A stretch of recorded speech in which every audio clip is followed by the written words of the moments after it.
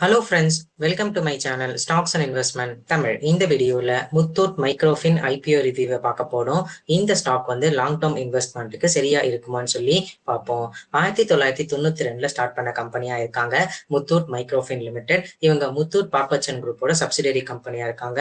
Muthoot finance company எல்லாருக்குமே தெரிஞ்ச கம்பெனியா இருக்கும், கோல்ட் லோன் கம்பெனியா இருக்கும். ஸோ இந்த கம்பெனியோட மெயின் பிசினஸ் என்னன்னா, பிரமிட்ல கீழே இருக்கிற மக்களுக்கு வந்து income generating loans, house hold appliances வாங்கறதுக்கு லோன்ஸ், செக்யூர்ட் லோன்ஸ் தராங்க கோல்ட் லோன்ஸ்க்காக. சோ இந்த கம்பெனி கிட்டத்தட்ட 50 இயர்ஸா இந்த பிசினஸ்ல இருக்காங்க. இப்போ இந்த கம்பெனியோட பினான்சியல் ஸ்டேட்மெண்ட்ஸ் பார்ப்போம். இந்த கம்பெனியோட டோட்டல் ரெவன்யூ 2021 684 கோடி, 2022 832 கோடி, 2023 1428 கோடியா இருக்கு. இதே 6 months பினான்சியல் 2024 1042 கோடி ரெவன்யூவா பார்த்திருக்காங்க. இவங்களோட நெட் ப்ராஃபிட் 2021 7 கோடி, 2022 64 கோடி, அதாவது 47 கோடி, 2023 கிட்டத்தட்ட 163 கோடி, 6 months பினான்சியல் 2024 205 கோடியா இருந்திருக்கு. இவங்களோட ரெவன்யூ growth 2021-22 21%, 22-23 71.62% இருந்திருக்கு. இவங்களோட EPS 0.62 பைசேவா 2022 இருந்தது, 2023 14.19 பைசாவா இருக்கு. 6 months பினான்சியல் 2024 அது 17.57 பைசாவா இருக்கு. ரிட்டர்ன் நெட் வொர்த் பர்சன்டேஜ் 0.79% 2021 இருந்தது, 2023 10.08% உயர்ந்திருக்கு. Net asset value per share 6 months financial 2024 data படி 127 ரூபாவா இருக்கு. இந்த கம்பெனியோட ரிசர்வ்ஸ் 1701 கோடியா இருக்கு. இந்த கம்பெனியோட லிஸ்டட் பிஎஸ் யாரெல்லாம்னா, Equitas small finance bank, Ujjivan small finance bank, credit access Grameen limited, Spandana Sphoorty financial limited, Bandhan bank limited, Suryoday small finance bank limited, fusion micro finance லிமிடெடா இருக்காங்க. இந்த கம்பெனியோட ரெவன்யூ செகண்ட் லீஸ்டா இருக்கு. இவங்க பிஎஸ் எல்லாம் இவங்க மேல அதிக ரெவன்யூ பாக்குற கம்பெனியா இருக்காங்க. இவங்களோட EPS வந்து கிட்டத்தட்ட 4th பெஸ்டா இருக்கு இவங்க பியர்ஸை கம்பேர் பண்ண சொல்ல. Net asset value per share கிட்டத்தட்ட இவங்க ஒரு டாப் 5 பொசிஷன்ல இருக்காங்க. இவங்களோட ரிட்டர்ன் நெட் வொர்த் பர்சன்டேஜ் 10.08%, இது தேர்ட் லீஸ்டா இருக்கு இவங்க பியர்ஸை கம்பேர் பண்ண சொல்ல. ஸோ ஓவராலா இவங்க பியர்ஸ் எல்லாமே 1 to 2.5 பிரைஸ் டு புக் வேல்யூவும், price to earning ratio maximum வந்து 551, லோயஸ்ட் 9 அந்த பிரைஸ் டு ஏர்னிங் ரேஷியோனையும், செக்டார் PBI இன்னி இருக்கிற டேட்டா அப்படி எடுத்து பாத்தீங்கன்னா கிட்டத்தட்ட 90 டைம்ஸா இருக்கு.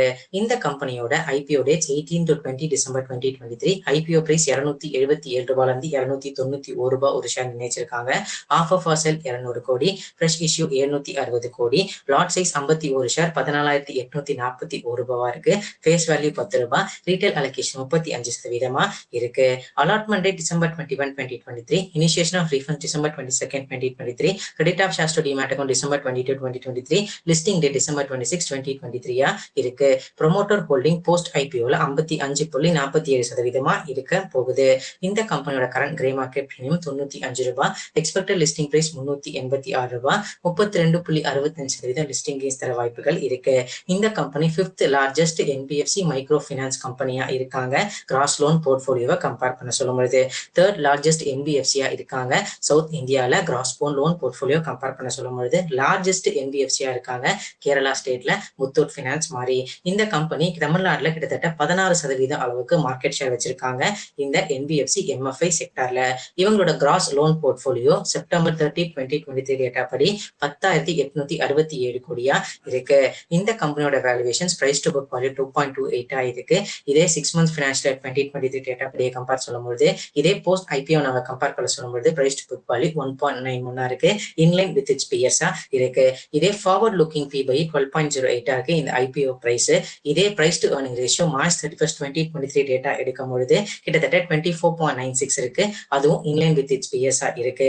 இவங்க பியர்ஸ் ஆன Equitas small finance bank, Ujjivan small finance bank, credit access Grameen, Spandana Sphoorty, Bandhan bank, Suryoday small finance bank, fusion micro finance எல்லாமே 15.59, 9.33, 23.60, 17.51, 15.21, 11.20, 12.19 அந்த பிரைஸ் டு ஏர்னிங் ரேஷியோல வந்து ட்ரேட் ஆகிட்டு இருக்காங்க.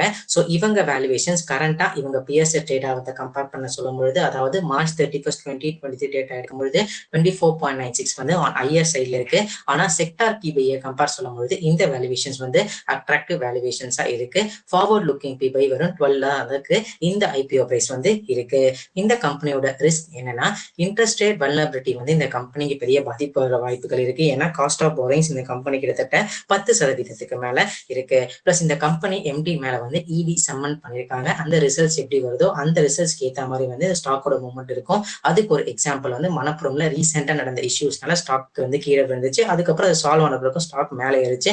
அந்த ஒரு ரீசன் நீங்க எடுத்துக்கலாம். ஸோ அதனால இங்க இதை மென்ஷன் பண்ண விரும்புறேன். பிளஸ் மைக்ரோ ஃபினான்ஸ் இண்டஸ்ட்ரீஸ் வந்து இந்த பிரமிட்ல கீழே இருக்கவங்களுக்கு வந்து லோன் தர இருவா இருக்காங்க. ஸோ லோ இன்கம் குரூப்பா இருக்காங்க. ஸோ அவங்க ஏதாவது டிஃபால்ட் பண்ணாங்கன்னா இவங்க என்பிஎஸ் இன்க்ரீஸ் ஆகிறதுக்கு வாய்ப்பு இருக்கு. பிளஸ் பாட்டம் ஆஃப் த பிரமிட்ல வந்து இந்த மாதிரி மைக்ரோ ஃபினான்ஸ் கொடுக்கறதுக்கு நிறைய பேர் இருக்காங்க. ஸோ ஹைலி காம்படிட்டிவ் செக்மெண்ட்டாகவும் வந்து இந்த ஃபீல்ட் இருக்கு. ஸோ இப்போ இந்த கம்பெனில அப்ளை பண்ணலாமா வேண்டாமான்னு சொல்லி பார்ப்போம். முதல்ல இந்த கம்பெனி கடந்த 3 ஃபினான்ஷியல் அவங்க ஆவரேஜ் இபிஎஸ் 7.25 இருக்கு. Average return on net Worth 6.35% இருக்கு. லோன் டிஸ்பர்ஸ்மென்ட் growth வந்து 70% மேல இருக்கு கடந்த 3 ஃபினான்ஷியல் இயர்ல. நெட் இன்ட்ரெஸ்ட் மார்ஜின் 9 to 11% அளவுக்கு வச்சிருக்காங்க. ரிட்டர்ன் ஆன் அசெட் 2% அளவுக்கு இருக்கு.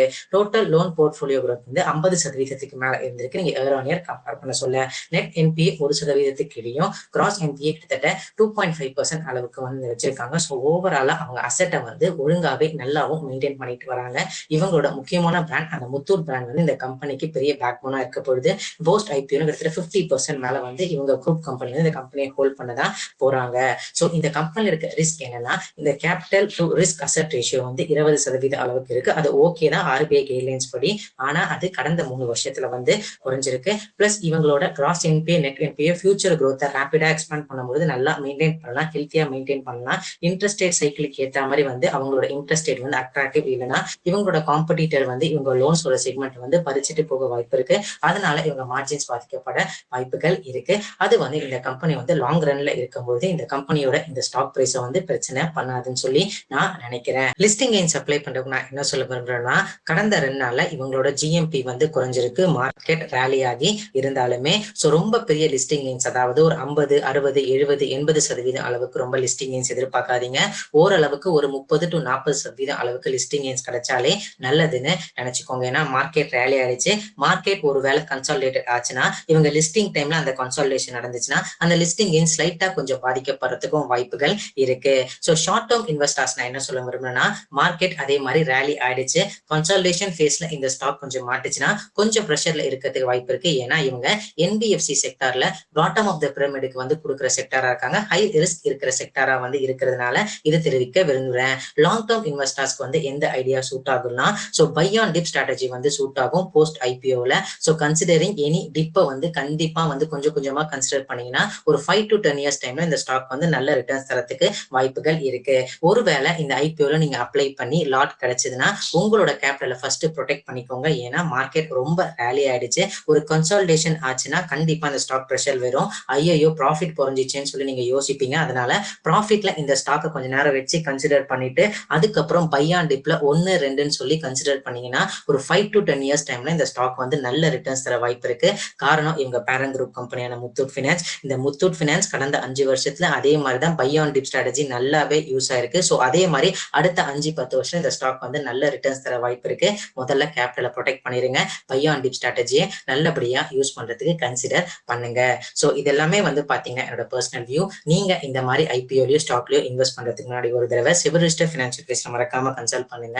1 or 2 டைம்ஸ் நீங்களும் அனலைஸ் பண்ணுங்க. இந்த வீடியோ உங்களுக்கு பிடிச்சிருந்தா லைக் பண்ணுங்க. ரெகுலர் வீடியோ அப்டேட்டுக்கு பெல் ஐகானை கிளிக் பண்ணுங்க. மறக்காம stocks and investment Tamil channel subscribe பண்ணுங்க. தேங்க்ஸ் ஃபார் வாட்சிங் stocks and investment Tamil channel.